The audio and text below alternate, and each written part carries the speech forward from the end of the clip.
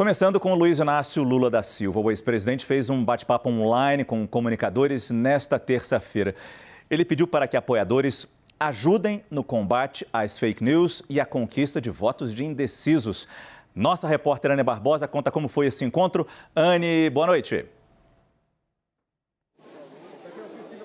Oi, Márcio. Muito boa noite para você, boa noite a todos. Conto tudo, mas antes eu já falo da segunda agenda que Luiz Inácio Lula da Silva vai cumprir. Daqui a pouquinho, às 7 horas da noite, ele participa de uma entrevista no Flow Podcast. E é aqui atrás de mim onde é feita essa gravação, né? E os apoiadores, inclusive, já se reúnem aqui em frente e é isso que vocês observam, então, no vídeo. Esse é um podcast que tem uma audiência bem grande, né? Para quem não conhece, Jair Bolsonaro participou também já dessa entrevista na campanha no dia 8 de agosto e foi uma entrevista ali que bateu recorde. Então há uma expectativa da campanha de Lula agora para que essa audiência seja ainda maior. Mas falando da agenda dele, então, que você comentou, de manhã ele participou sim de um segundo encontro com comunicadores. Esse encontro aconteceu de forma online, por meio da plataforma Meet ali. E aí diversos youtubers, comunicadores, jornalistas, radialistas também participaram desse bate-papo que durou por volta de 1 hora. Eu acompanhei ali, né? Foi o coordenador de campanha, Edinho Silva, que abriu essa conversa e também diversos outros apoiadores que a gente já conhece, como Simone Tebet, Guilherme Boulos, Manuela Dávila, todos ali falando desse momento, né? Luiz Inácio Lula da Silva entrou nessa conversa no meio ali e pediu, claro, o apoio desses comunicadores, principalmente para dar atenção à ferramenta do WhatsApp, que segundo ele, claro, é uma grande arma já utilizada por Jair Bolsonaro e que agora deve e pode, né, ser utilizada por esse público, pela militância, também para ser explorado na campanha de Luiz Inácio Lula da Silva. Ele que destacou bastante um ponto de que precisa, claro, apresentar propostas e não só reagir às críticas de Jair Bolsonaro. Ele criticou uma série de gastos que Jair Bolsonaro tem realizado nesse período eleitoral e também alguns benefícios e programas que pretende criar ainda no governo. Vamos ouvir um trecho do que ele disse nessa entrevista. A gente não pode ficar apenas tentando rebater as mentiras deles. É preciso que, ao rebater as mentiras, a gente passe as nossas mensagens das coisas positivas que existem, que vão existir nesse país. Parte das propostas que estão no programa de governo, parte das coisas que nós já fizemos. É preciso que a gente coloque em cada resposta a uma crítica, uma proposta, para que o povo saiba que nós sabemos o que fazer quando ganharmos as eleições. Felipe Moura Brasil se junta ao nosso time. Felipe, me parece que o presidente Lula faz um chamamento aí a contrapor as notícias ao poder maior que Jair Bolsonaro e sua campanha tem nessa área de redes sociais, de mídias sociais, de divulgação de notícias. Boa noite, Márcio. Boa noite a todos. Ele está mobilizando a tropa dele, sentindo que a disputa está acirrada. Eu vi outros trechos desse discurso do Lula, em que ele está falando que muitas vezes, depois das 8 da noite, a gente quer ver uma novela, ver um filme, ir ao teatro, brincar com os filhos, etc. Mas são as 2 últimas semanas da campanha, a gente vai ter que abrir mão de determinadas atitudes, dos horários livres, para se mobilizar, para fazer um governo diferente desse que está aí. Então, ele está tentando energizar, de fato, a militância e ensinando certos métodos ali, porque o recado dele acaba se disseminando por todos aqueles que estão realmente empenhados na campanha. Não dá para ficar nas cordas, não dá para ficar só na defensiva na reta final de uma campanha eleitoral, não dá para ficar como ele ficou no debate na TV, quando Jair Bolsonaro começou a falar de corrupção e de petrolão. Então é preciso rebater, é preciso criticar o outro lado também e não apenas ficar refutando notícias, seja verdadeiras, seja falsas. Ele sempre coloca como falsas, evidentemente, mas há também muitas verdades incômodas a respeito do petismo com as quais eles precisam lidar. A Simone Tebet tem sido ali uma presença mais incisiva para que o PT fale para fora da bolha.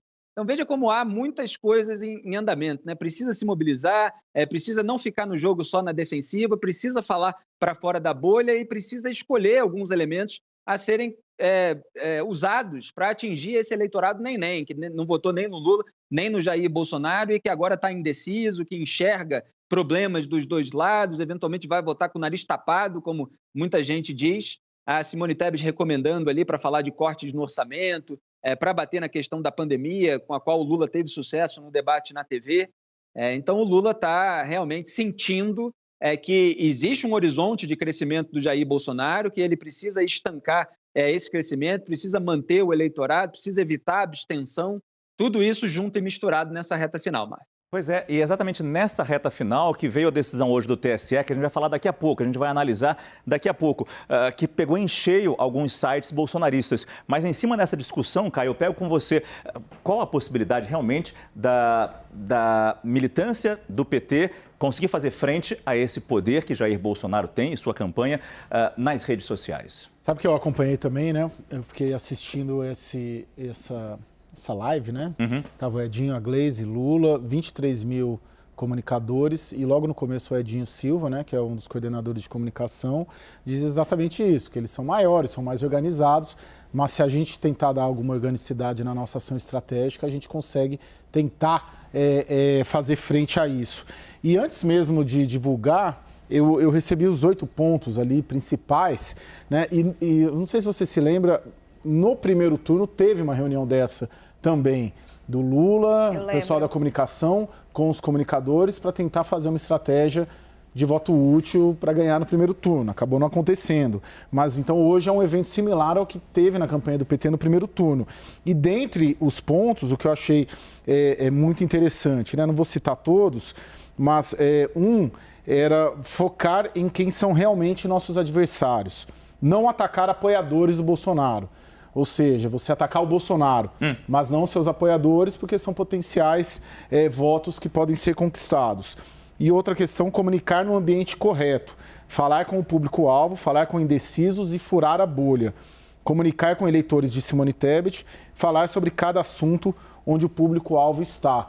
Então, eles tentam se organizar. Agora, era bastante gente, né? 23 mil comunicadores, se você dissemina isso em redes sociais, é bastante gente tentando dar uma organicidade. O Janones falou bastante no evento. Tem algumas curiosidades, por exemplo, postar ou repostar. Acima de 10K, postar. Abaixo de 10K, repostar, né? Tem umas coisinhas assim, né? É muito linguajar. Não, mas estética isso na ou entrega? É super importante. Ó, estética, isso aqui tudo são os 8 pontos do Janones na reunião de comunicadores. Da estética ou entrega? A rede não entrega estética aprimorada. Tudo que é tosco, a rede entrega bem, né? Ou seja, mais o conteúdo do que... Tem umas questões, estarmos preparados para mudanças repentinas, isso eu achei interessante. Depois eu fui questionei até o Carlos Lupe para ver o que era isso, né? Porque a gente, repórter, já pensa, pô, será que estão prevendo uma virada, né? Do Bolsonaro diz que não, é preparar para a mudança do tema principal em rede social. De repente uma fake news, de repente alguma avalanche. Então todo mundo ficar atento para se preparar. Mas é nesse esforço, então, que o Lula... Desculpa, vê se você concorda, se você pega um pouquinho, mas fala o que você quiser, claro. É nesse esforço que hoje Lula fala com um podcast, e não qualquer podcast, com o Flow, que tem um poder grande. Desculpa. Missão do dia. Faltou Missão do dia, o 8º ponto. Garantir presença em massa na entrevista do Lula. No Flow, era a missão do dia. Competição de audiência, né? De quem consegue mobilizar mais gente. Acho que estava todo mundo, então, acompanhando esse negócio de manhã, porque eu também estava. É comunicação, né? A gente é comunicador. A hora que piscou no meu Twitter, eu falei, opa! Vocês colaboraram bastante com a audiência de hoje. Quero ver o que está acontecendo. Eu achei muito interessante a fala da Simone. Porque ela vem se explicando, né, dizendo por que ela tinha falado, para usar o branco. E aí ela dá um relato, ela fala, olha, eu estou conversando com o meu eleitor na rua e estou sentindo que ele está muito indeciso. Ele ainda não decidiu votar no Lula. E que ele está com medo, ela usa essa palavra, ele está com medo e ele está suscetível a fake news. E ela falou, então nós precisamos convencer esse eleitor de não ter medo de votar no PT e não acreditar nas fake news. Por isso eu sugeri o branco. E aí ela faz 2 sugestões assim, muito práticas. Ela coloca, vamos falar mais da pandemia, que é algo que o Lupe já tinha falado, eles dando muita ênfase nisso, de explorar as falas ruins do Bolsonaro na pandemia.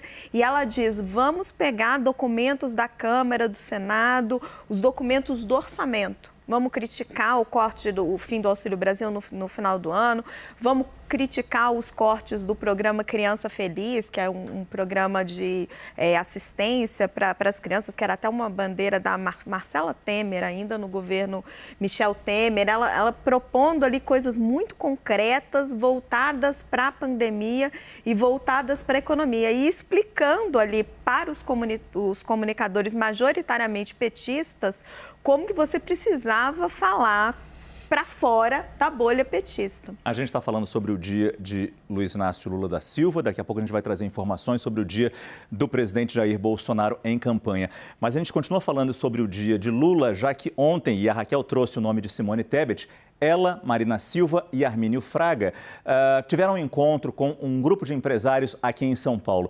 E esse encontro acontece na tentativa de aproximar os empresários para a campanha de Lula. Quem poderia participar desse encontro aqui do nosso time? Yuri Pita, é claro, é um lorde, quase um empresário da comunicação. Yuri, como é que você viu esse encontro e o que foi tão discutido lá e qual a importância, principalmente, nessa campanha? Fazer uma autocrítica aqui, Márcio, porque acho que é um pouco de reducionismo dizer que era só empresários que estavam lá. Embora a expressão formadores de opinião seja quase uma muleta, mas era um pouco isso. Por quê? Dentro dessa linha de discurso de que não só Simone Tebet, mas Marina Silva e Armínio Fraga levaram para o público que estava lá. São 650 pessoas na casa do casal Cândido e Tereza Bracher. Cândido Bracher foi CEO do Itaú. Tereza Bracher tem uma história ampla e longa de atuação em políticas ambientais, em conhecimento da causa ambiental. E o que acontece? Por que eu estou dizendo que não dá para a gente restringir empresários? Claro que havia, sim, empresários importantes. Guilherme Leal, Pedro Passos, fundadores da Natura, Pedro Wonchowski, do Grupo Ultra, tinha Roberto Klabin, se não me engano, Neca Setúbal, também da família controladora do Itaú. Algumas outras pessoas que atuam em organizações não governamentais mantidas por grandes empresas, e aí vou citar aqui, por exemplo, Ricardo Henriques, do Instituto Unibanco, que tem um amplo trabalho na área de educação, também pessoas da área de saúde. E o que acontece? Já havia muita gente disposta, gente que nunca votou no PT, disposta a votar no PT, mas precisa dos argumentos para convencer os seus pares, as pessoas da sua relação a votar no PT. E havia, sim, indecisos. E tanto Simone, quanto Marina, quanto Armínio foram nesse discurso de tentar dar, de novo, aquela expressão de dar conforto e argumento para sustentar essa decisão. Porque não é uma decisão fácil para essas pessoas. Essas pessoas ficaram anos sendo atacadas pelo PT. Simone Tebet foi atacada pelo PT por questões relacionadas ao Mato Grosso do Sul, à terra indígena, etc. Armínio Fraga fez parte entre aspas, da herança maldita deixada por Fernando Henrique Cardoso, sendo que a primeira coisa que ele falou foi do quanto o processo de transição de 2002 foi excepcionalmente bem feito, da parte dos tucanos de Fernando Henrique e da parte dos petistas que estavam com Lula entrando naquele governo de 2003, naquele outro país. Só para quem não acompanhou, a herança maldita foi dita por Lula durante todo o seu governo. Ou seja, então tem muito desconforto dessas pessoas. Quem estava ali, por exemplo, José Gregório, ex-ministro do governo Fernando Henrique Cardoso, mais de 90 anos, estava ali. Uma das filhas dele, Maria Estela Gregório, que fez a mediação das conversas e leu as perguntas que vinham do público, pessoas instruídas, pessoas que consomem informação e perguntando, e o MST? E privatização? Sendo que já são questões que foram tratadas na campanha, mas que as pessoas ainda têm receio. E aí, a crítica que eu ouvi de pessoas do público que estavam lá, economistas, empresários, artistas, mobilizadores, arquitetos, uma série de outras. Por isso que eu acho que empresário é reduzir demais o que eram 650 pessoas numa segunda noite. Foi muito na linha de, ok, entendemos todos os riscos do Bolsonaro, mas cadê os movimentos do PT para o centro? Cadê? Está faltando coisa. Não precisa ser só o ministro da Fazenda, mas fazer todos esses gestos para dizer que, olha, para deixar claro que, e isso Marina Silva falou, o MST está muito mais focado em ter produção orgânica de produtos e não é o MST de 20, 30 anos atrás. Tem toda uma evolução do que aconteceu no país, nos governos do PT e desde que o PT deixou o poder, mas ainda fica a imagem e o MST e o vermelho e a privatização e por aí Você vai. sabe que é engraçado que hoje o Armínio escreve um artigo na Folha em que ele brinca sobre a entrevista que ele gostaria de ter feito com o Lula. E ele simula ali umas respostas do Lula, até com um jeito de falar do Lula, usando mais esse discurso mais liberal. E aí, antes de vir para cá, eu brinquei com ele, eu falei, alguma informação aí ou só esperança sua? E ele falou, não, só esperança. E ele está contando um pouco do evento e ele está cada vez mais engajado, né? Não só no evento, também fez um podcast com a Tabata. E eu estava perguntando para ele deste conforto que ele está se sentindo no engajamento. Ele estava falando que, a despeito da falta de programa, essa rejeição ao Bolsonaro e essa, na visão dele, certeza de que uma alternativa é melhor do que a outra, está deixando ele mais confortável para se engajar. E também o posicionamento de várias pessoas em sequência. Mas sim, continua faltando programa. Que não é o PT fazendo essa interface. Hoje eu conversei também com uma pessoa que está fazendo essas pontes todas aí, está nesse time. O PT colocou... A campanha do PT colocou um time para fazer a ponte para falar com o centro. Não é o PT que está falando com o centro. Não é o PT que está... Quer dizer, claro que há petistas fazendo isso, ok. Mas, enfim, tem um núcleo na campanha da eleição do Lula que está coordenando esses movimentos. E quem integra esse núcleo não são petistas históricos. Então você pega um diferente para falar com outro diferente. E aí tem mais valor? Tem mais valor? Na verdade, eu discordo um pouquinho de uma coisa que eu acho o seguinte, a gente não pode deixar de falar, nesse momento, do fiasco que foi o plano original do PT, da campanha do Lula, para fazer esse movimento para o centro. No primeiro turno, foi um fiasco total. Eu lembro que Fernando Haddad esteve comigo algum tempo antes do primeiro turno, ainda mais para o começo da campanha, e aí ele falava, muito entusiasmado, sobre como seria a tal da grande aliança que o PT ia firmar com o PSDB no segundo turno, de que forma que ia vir essa grande proposta de um governo de coalizão que ia isolar Jair Bolsonaro e o seu centrão, que ia virar centrinho na oposição. Isso não aconteceu, muito pelo contrário, o centrão saiu muito mais forte do primeiro turno. E Lula, embora tenha conseguido alguns apoios importantes, como de Simone Tebet, que ajudam muito nesse trânsito, nessa interlocução com o empresariado, teve muito menos do que ele imaginava que ia ter. Por quê? Porque a gente sabe que o empresariado responde muito à perspectiva de poder. Então, teve um momento em que a gente viu o PIB inteiro ali sentado, né, naquele encontro com o Lula. Jair Bolsonaro, inclusive, ficou preocupado porque o dinheiro em caixa chamíngua com isso, mas a gente viu, a hora em que saiu o resultado das urnas, uma mudança significativa no comportamento dos empresários, que voltaram um pouquinho e falaram, peraí, deixa eu colocar um ovinho em cada cesta, porque vai que, né? Sim. E Lula sentiu esse peso, eu acho. Ontem, é engraçado, né, Márcio? Porque ontem teve também, aí tentando falar com esse olhar mais econômico, teve muito esse raciocínio do risco. De quem oferece mais risco para os negócios, para a economia brasileira.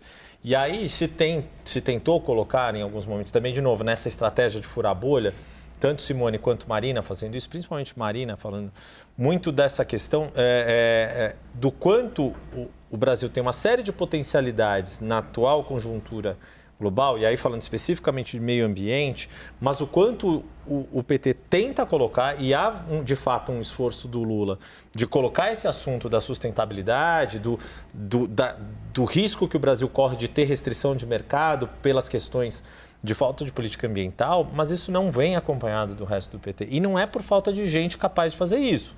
O PT teve uma ex-ministra do Meio Ambiente como a Isabela Teixeira, que é muito respeitada mundo afora nessa área.